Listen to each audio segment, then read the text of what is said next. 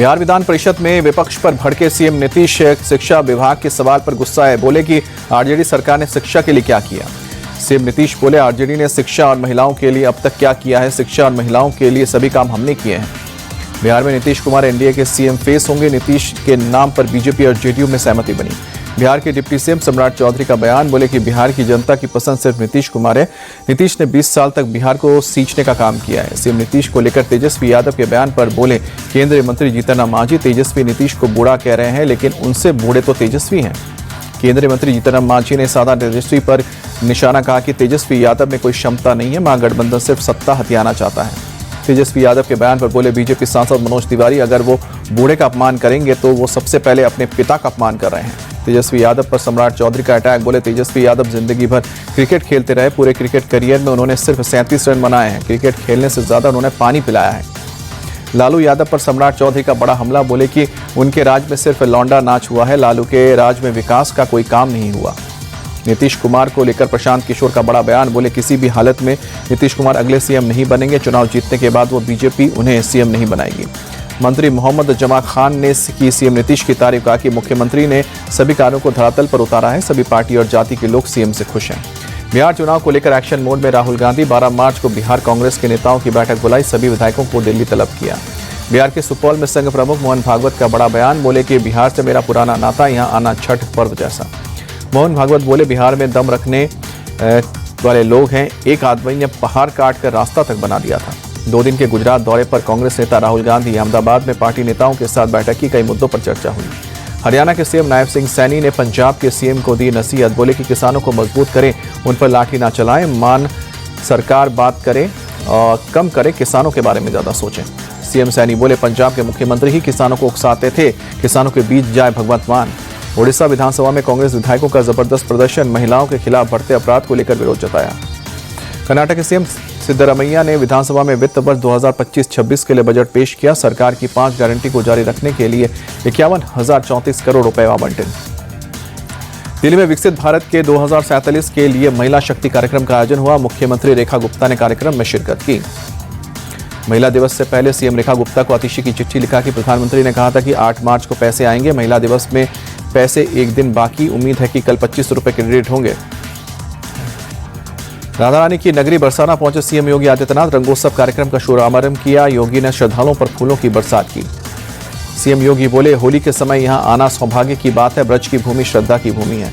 बरसाना में Shri Radha Bihari inter college में CM Yogi Adityanath ने की पूजा अर्चना, कहा कि होली का त्यौहार आपसी सद्भाव और दूरियां कम करने का है। संभल समेत यूपी के कई शहरों में होली के दिन जुमे की नमाज का वक्त बदला गया। 14 मार्च को 2 बजे के बाद पढ़ी जाएगी नमाज। रंग डालने की वजह से होने वाले तनाव को देखते हुए फैसला। संभल के सीओ अनुज चौधरी की 2 टूक, जिनको रंग से ऐतराज है वो होली के दिन घर से बाहर ना निकले। जुमे की नमाज साल में 52 बार होती है, लेकिन होली सिर्फ एक बार आती है। संभल के सीओ अनुज चौधरी पर समाजवादी पार्टी का अटैक। अमीक जमुई का ट्वीट, इससे बड़ी चापलूसी कोई नहीं कर सकता है। बीजेपी को खुश करने के लिए दिया बयान। संभल के सीओ अनुज चौधरी के बयान पर बरेली के मौलाना बोले, होली के दिन मुसलमान 3 से 4 घंटे से ना निकले बाहर। उस दिन इस नमाज का वक्त 2:30 बजे कर लें। हिंदू भाई मुसलमानों पर रंग न डालें। संभल में मुस्लिम समुदाय पर जमीन पर अवैध कब्जा पर मस्जिद और मकान बनाए जाने का मामला। प्रशासनिक अधिकारी मामले की कर रहे हैं जांच। आरोप सही पाए जाने पर होगा एक्शन। दिल्ली में 2 बीजेपी सांसदों ने एड्रेस में तुगलक लेन का नाम बदला। तुगलक लेन के नाम को बदलकर स्वामी विवेकानंद मार्ग लिखा। सांसद दिनेश शर्मा ने अपने आवास की नेम प्लेट बदली। तुगलक लेन वाली नेम प्लेट पर बोले बीजेपी सांसद दिनेश शर्मा, कहा कि विदेशी आक्रांताओं के नाम पर सड़कें ठीक नहीं है। मैंने जगह का नाम नहीं बदला, सिर्फ नेम प्लेट पर स्वामी विवेकानंद मार्ग लिखवाया।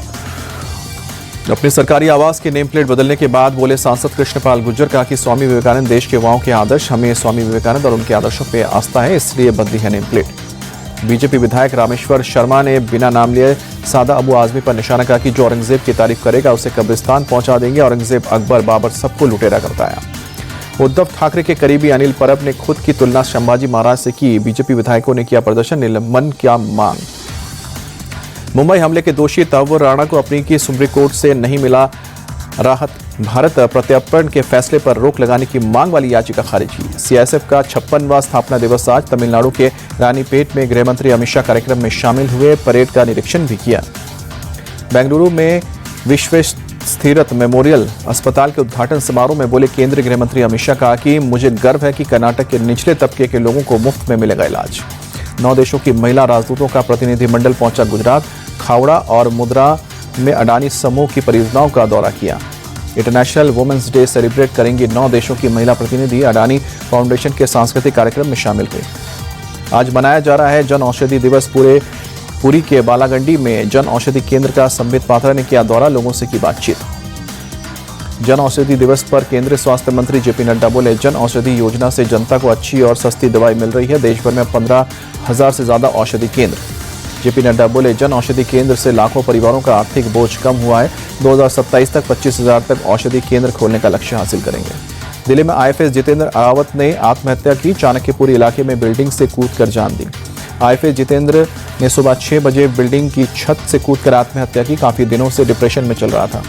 दिल्ली में बांग्लादेशी और रोहिंग्याओं की तलाश जारी। आधार कार्ड और वोटर आईडी चेक रही पुलिस की टीम। झुग्गियों में जाकर बैंक अकाउंट भी खंगाल रही है। दिल्ली में अवैध प्रवासियों को लेकर चलाए जा रहे अभियान पर डीसीपी देवेश महिला का बयान। कहा कि केंद्रीय गृह मंत्री और उपराज्यपाल के आदेश का पालन किया जा रहा है। कुछ लोगों के दस्तावेजों का हो रहा है सत्यापन। अवैध प्रवासी पाए जाने पर होगी कार्रवाई। मुरादाबाद में नाबालिग दलित युवती की अपहरण और गैंगरेप के मामले में पुलिस की एक्शन। 2 और आरोपियों को अरेस्ट किया। 4 में से अब तक कुल 3 आरोपी गिरफ्तार।